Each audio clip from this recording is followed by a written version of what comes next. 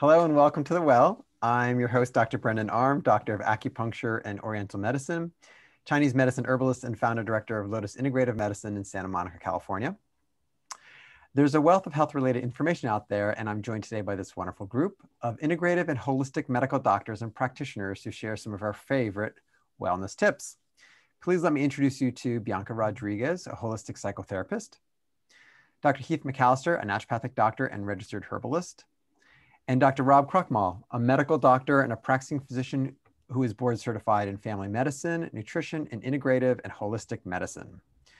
So let's begin. Today's topic is COVID weight and body image. Oh, I'm jumping in.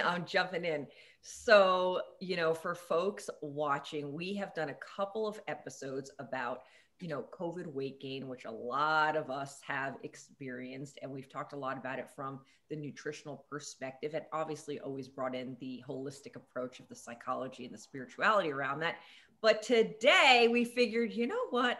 Let's really get into how we feel about our bodies, what maybe our bodies are telling us when we're carrying maybe additional weight.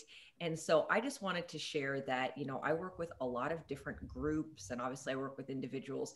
And one of the things that I found to be so powerful is working on self-acceptance, because everybody I know has things about their physical appearance that aren't their favorite. And I think it's a revolutionary act, especially for women who we're kind of by society told we're supposed to look and, a certain way and try to fit into a standard that's really unattainable, to really just accept and love your body as it is. So for those of you out there that want to try and exercise, I would say, think about a part of your physical appearance. You can also do this with psychological things or illnesses or traumas.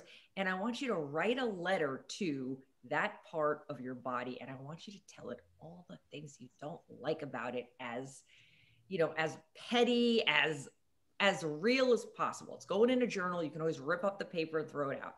And then I want you to write a letter back to yourself from that part of your body, telling you how it's been there to serve you. And what we have often found, especially with folks who feel like they're maybe carrying extra weight, is that weight was there as a form of protection. I've had clients who have experienced, sexual abuse that have, been carrying extra weight because, they need to work through that trauma. And they're also worried about the kind of attention that they may get if they did, kind of call attention to them in a certain way. So I want to see what these guys have to say about all that stuff. I'll just give an anecdote along those lines. One of my patients recently, this is actually a male patient who struggled with weight for a long time, and also various emotional, psychological issues around it. Got him on the right diet. Weeks went by. He stayed on the diet somehow miraculously, but was not literally losing a pound. And it doesn't make sense. I mean, we can get into the calories in, calories out theory, which doesn't really add up. But once he sort of looked at himself and actually kind of gave love to his overall self and even his overweight self and accepted that, within days, the weight was flying off. So ironically, once he accepted himself, even in that body began to transform. So, there's some things as a scientist and as a doctor, you can't quite explain. But if you see it happening before your eyes, you know there's something going on there. Yeah. And I think, so what the beauty of, I think we all agree here that when we have something going on with us physically, we're off, we have some dis-ease, it's there because it's trying to show us something. It's there because there's an opportunity to grow, to evolve, to rebalance something. And that's so incredible, because it was like, yes, I'm sure the stuff that you did with him that was focusing more on his physiology was important, but for him, it sounds like what really the weight was trying to teach him was like, yo, friend, you got to work on self-love and self-acceptance. And it was like, he went one route with you and it didn't solve the problem. And so I always say, like, the level of thinking that created the problem is not the level of thinking that is going to solve the problem. And oftentimes we have to go higher to some kind of a spiritual, whether it's gratitude, self-acceptance, creating a relationship with a higher power. We can go on and on about what that is, to really solve it, which is what's so interesting about, working with folks with addiction that go through spiritual programs to find recovery. It's like, that's not the treatment for every different disorder. Like, hey, you were diagnosed with, I don't know, diabetes. And it's like, go find a higher power and you'll be fine. But with folks with addiction, and, we can also look at food addiction, that seems to be one of the most helpful treatments. So what a great story. I love that. And I think that can also inform, sort of our, as you said, you have to make sure that physiologically, or me as an integrative physician, physiologically, there's not anything on that level that's going to stop transformation from happening, whether it's a hormone imbalance or metabolic issue or other things. But this consciousness can also inform the way that we look at prescribing a diet or recommending exercise. And I always say we don't want to look at that as, you don't want to go into exercise thinking like, this is how many calories I'm going to burn. You want to go into exercise thinking, this is the kind of movement I like and my body enjoys. And it's what makes me feel good. It's what increases my overall vitality. And that's really what creates the metabolic shift, not just the burning of calories. And then when it comes to food, the way I like to look at it is that, and we can get into, we've talked about fasting before, but to me, intermittent fasting or fasting can increase your appetite and help you really enjoy food when you have a meal. And also looking at the types of food that you can purchase, if you have farmers market around, if you can know your farmer, if you're purchasing, if you're a meat eater eating meat from a regenerative farm where the animal has had a good life. I think, in our guts, we know, the gut-brain connection, our guts are so sensitive, we can't even imagine. Like, we know if that food has come from a farm where the farmer has been able to take good care of the land. Our taste buds may not know, our brains may not know, but I think our guts know, and our body knows. And so I think there's something pretty deep about getting food that is in that higher consciousness. I'd add to this, I see this a lot with patients, this feeling of stress, of overwhelm, of anxiety, they feel overloaded, and at the same time, like a very limited motivation, a lot of emotions like sadness or anger, or basically feeling out of control.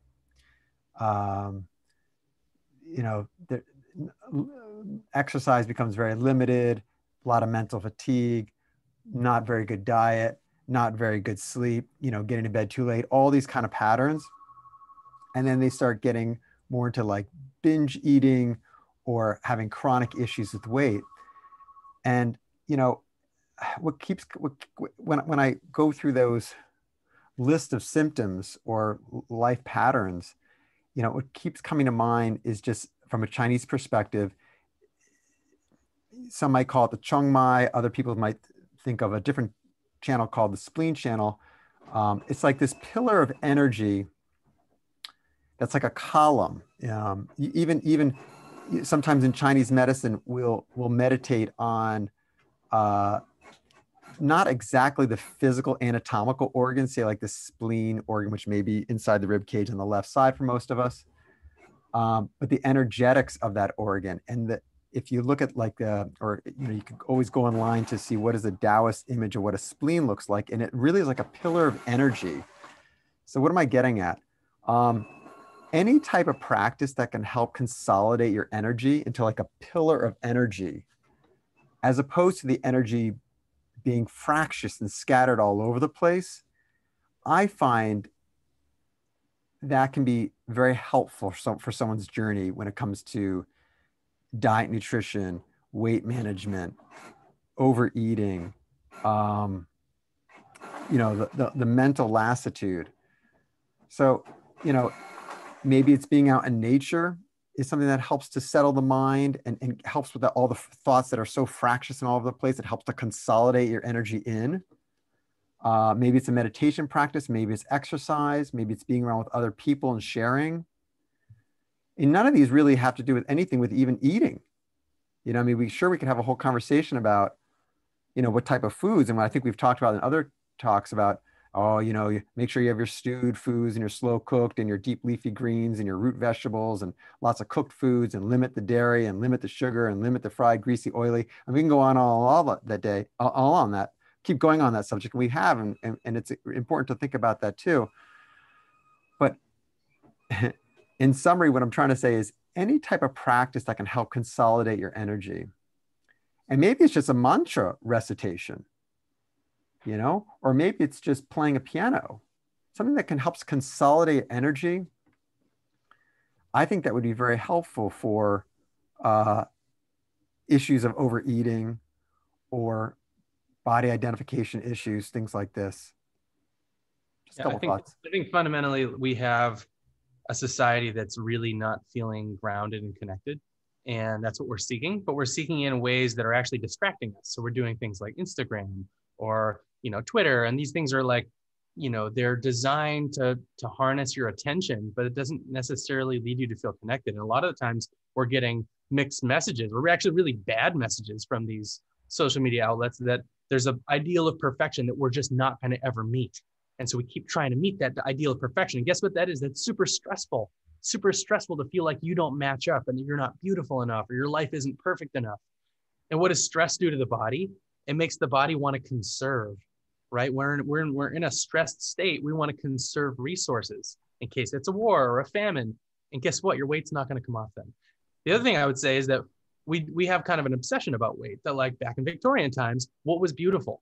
Like this plump, pale woman was like the pillar of beauty because that represented her affluence. And, you know, and it was only really rich people were plump. And so our ideas of beauty have really shifted, but that I feel like 20 years ago, we had more of a conversation about radical self-acceptance, and we've kind of accepted that, oh no, it's actually okay to just focus on the physical and just, you know, do plastic surgery and do breast implants and, you know, do these radical things to our body and completely ignore the underlying problem that you don't accept and love yourself as you are. And nothing's going to change that. And you can get these surgeries and get these procedures done, and you still probably might not like yourself.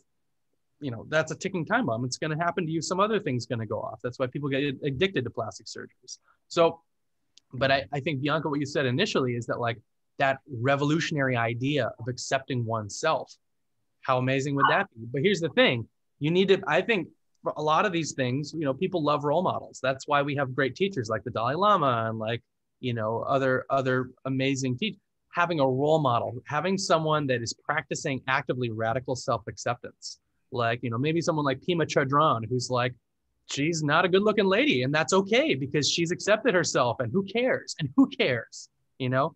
But I would say that's what makes her so beautiful, because I look at her and I go, radiates beauty. She radiates beauty from the inside, but she doesn't meet maybe the standard. No, she doesn't meet our standard that we've decided what is beautiful. And so I think surrounding yourself with people that are practicing and living radical self-acceptance gives you permission to be like, oh my God, I can live this other way. I don't have to live this new feminine mystique or whatever it is. Like, I can actually take hold of my life and live how I want. And if people judge, that's their problem. That's them drinking poison. I'm going to not drink poison anymore. I'm not going to drink the Kool-Aid. I'm going to just be myself. I mean, if happiness is not the goal, what is the goal? Happiness is the goal. But that happiness is a true happiness. It's not a distracted happiness. It's not a frantic happiness, a drug addicted happiness. It's like a true radical self-acceptance happiness. Mm-hmm.